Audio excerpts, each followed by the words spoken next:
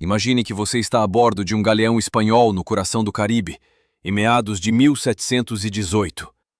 O sol é uma bigorna sobre a sua cabeça e o ar está tão saturado de sal e umidade que cada respiração parece um esforço físico. Nos porões, há pilhas de moedas de prata e lingotes de ouro que brilham fracamente sob a luz das lanternas de óleo. Para qualquer pessoa em terra firme, aquele seria o ápice da fortuna, a realização de todos os sonhos de ganância. Mas, para os homens que tripulam esse navio, o ouro não passa de um peso morto, um lastro inútil que não pode ser comido, bebido ou usado para estancar uma hemorragia. A verdadeira moeda de troca nos 7 mares não era o metal precioso, mas algo muito mais urgente e vital, algo que os piratas perseguiam com um desespero que beirava a loucura. Se você visse uma bandeira negra surgindo no horizonte, o capitão pirata não estaria apenas de olho no seu baú de tesouro. Ele estaria caçando o que estava guardado no pequeno armário de carvalho do cirurgião de bordo. A história da pirataria, frequentemente higienizada pelo cinema como uma busca romântica por joias, foi, na verdade, uma luta brutal e constante contra a fragilidade do corpo humano, onde uma simples caixa de ungüentos valia mais do que o peso de um homem em dobrões de ouro. A vida em um navio pirata era um exercício de sobrevivência em um ambiente projetado para matar. Imagine o cheiro, uma mistura nauseante de madeira apodrecida, água estagnada no porão, excrementos humanos e o odor metálico de infecções não tratadas. O convés não era o cenário de aventuras galantes, mas uma enfermaria a céu aberto. O escorbuto, conhecido como o mal das gengivas, transformava homens fortes em espectros. Seus dentes amoleciam e caíam. Feridas antigas que já haviam cicatrizado há décadas se abriam magicamente, e a fadiga era tão profunda que o simples ato de puxar uma corda podia romper tecidos musculares. Os piratas sabiam que o ouro não curava o escorbuto. Frutas cítricas e vegetais frescos, sim, mas eles eram raros e perecíveis. No entanto, havia um tesouro ainda mais específico e tecnologicamente avançado para a época que eles buscavam incansavelmente em cada navio capturado. Eles procuravam por medicamentos específicos, instrumentos cirúrgicos e, acima de tudo, pelo conhecimento técnico de como usá-los. Quando um navio pirata interceptava uma embarcação mercante, a primeira pergunta não era onde está o ouro, mas sim, vocês têm um cirurgião a bordo? A tensão dessa necessidade atingiu seu ápice histórico em maio de 1718, quando o mais temido de todos os bucaneiros, Edward Teach, o Barba Negra, tomou uma decisão que chocou as colônias americanas. Em vez de atacar um galeão carregado de tesouros, ele posicionou seu imponente navio, o Queen Anne's Revenge, na boca do porto de Charleston, na Carolina do Sul. Ele não queria saquear a cidade. Ele estabeleceu um bloqueio total. Durante dias, nenhum navio entrava ou saía. Ele capturou reféns de alto escalão, incluindo membros do conselho da cidade. A exigência para libertá-los não foi um resgate em moedas ou joias. Barba Negra exigiu uma caixa de medicamentos. Seus homens estavam morrendo. Uma epidemia de sífilis e outras doenças tropicais estava dizimando sua tripulação, e nem todo o terror que ele inspirava com pavios acesos em sua barba podia deter as bactérias que corroíam seus homens por dentro. O governador de Charleston enfrentou um dilema surreal: entregar a tecnologia médica da época para o homem mais perigoso do Atlântico, ou ver os cidadãos mais ilustres da cidade serem executados por falta de mercúrio e bálsamos. O que havia de tão especial naquela caixa de remédios que justificava paralisar o comércio de uma colônia inteira? Para entender isso, precisamos olhar para os ingredientes que os piratas consideravam divinos. O mercúrio era o principal tratamento para a sífilis, administrado de formas terrivelmente dolorosas através de seringas rudimentares. Havia também a casca de cinchona, vinda dos Andes, que continha quinino, a única defesa real contra a malária que assolava as tripulações nas costas da África e do Caribe. Além disso, opiatos para a dor e instrumentos como serras de amputação de aço fino eram itens de luxo extremo. Um cirurgião capturado era frequentemente forçado a assinar os artigos piratas, tornando-se um membro valioso da tripulação, muitas vezes recebendo uma parte maior do saque do que os combatentes de elite. Para um pirata, ter um médico a bordo era a diferença entre perder uma perna em uma batalha e morrer de gangrena em uma agonia que durava semanas, ou sobreviver para gastar sua parte do saque em algum porto remoto. A medicina era o verdadeiro seguro de vida em uma era onde a morte era a única certeza. Enquanto a cidade de Charleston entrava em pânico, Barba Negra esperava. A tensão era palpável. Seus navios estavam ancorados logo além do alcance dos canhões do forte, balançando preguiçosamente nas águas quentes. Os reféns, trancados nos porões abafados, ouviam os gritos dos piratas doentes acima deles. A ironia era absoluta. Os homens mais cruéis do mundo estavam rendidos por micro-organismos invisíveis. Quando o enviado de Barba Negra finalmente retornou com a caixa de remédios, que, ironicamente, quase foi perdida quando o bote virou, o pirata cumpriu sua palavra e libertou os reféns, embora não antes de roubar suas roupas finas como um último insulto. Aquela caixa de medicamentos valia cerca de 400 libras esterlinas na época, uma fração minúscula do que ele poderia ter exigido em ouro. Mas, para Barba Negra, o valor era incalculável.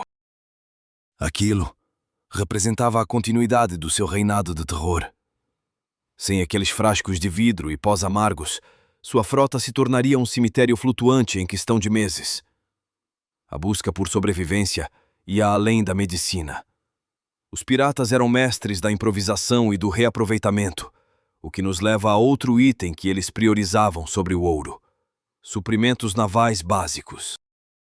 O navio no século XVIII era um organismo vivo feito de madeira, corda e lona, e o mar era um ácido constante tentando decompô-lo. Velas extras, rolos de corda de cânhamo de alta qualidade, alcatrão para selar o casco e pregos de cobre eram alvos constantes de saques. Frequentemente, os piratas abandonavam baús de seda e especiarias para carregar seus convéses com madeira sobressalente e âncoras. Eles sabiam que a velocidade era sua única defesa contra as fragatas de guerra da Marinha Real. Um navio com o casco sujo de cracas ou com velas remendadas era um navio lento, e um navio lento era uma sentença de morte na forca. A logística da pirataria era uma ciência de manutenção constante, onde o tesouro era qualquer objeto que pudesse manter a embarcação um nó mais rápida que seus perseguidores. A própria dieta dos piratas era uma forma de busca por tesouros escondidos.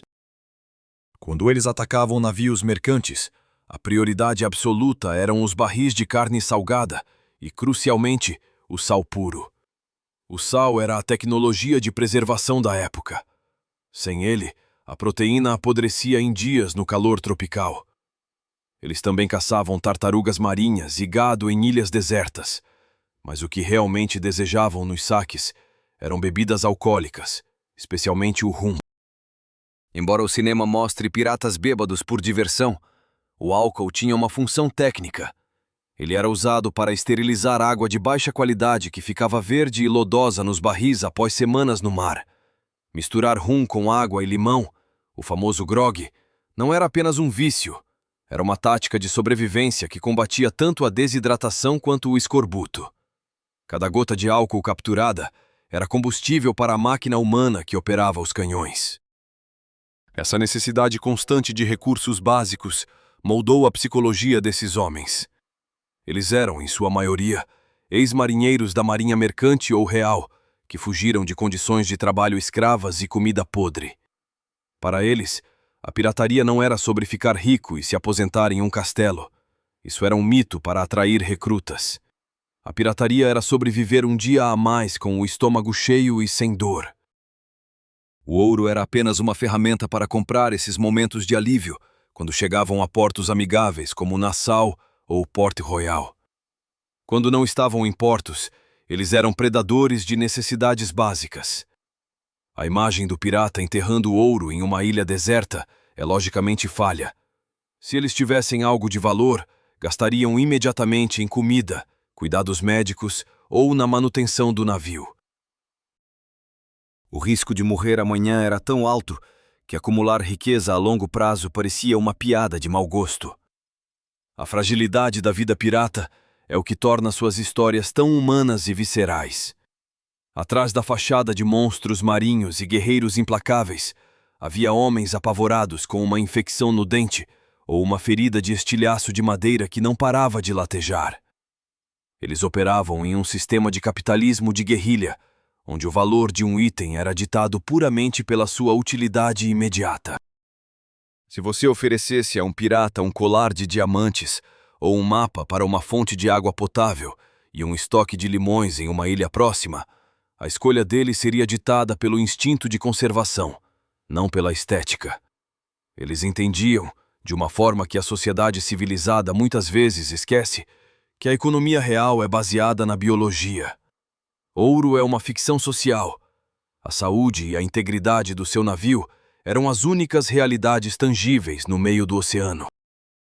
Com o tempo, a caça por esses tesouros funcionais tornou-se mais difícil. As nações europeias começaram a armar seus navios médicos e a proteger seus suprimentos navais com mais rigor. O cerco foi se fechando.